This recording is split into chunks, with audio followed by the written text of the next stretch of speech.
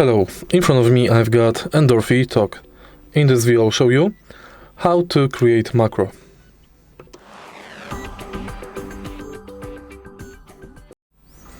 To create your keyboard macro, let's go to Endorfy software and macros. First you select profile and now tap rec.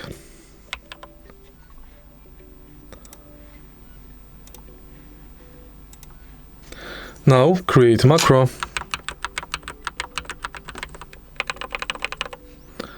and then tap stop. Next you can enable fixed time, milliseconds, move to top, move up, move down or move to bottom function. You can delete function or clear it. In the end,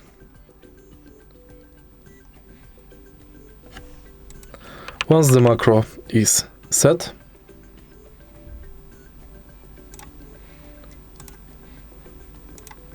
you can see it's saved.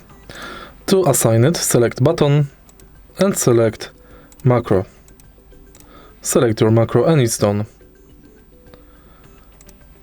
If you find this video helpful, please leave like, comment and subscribe.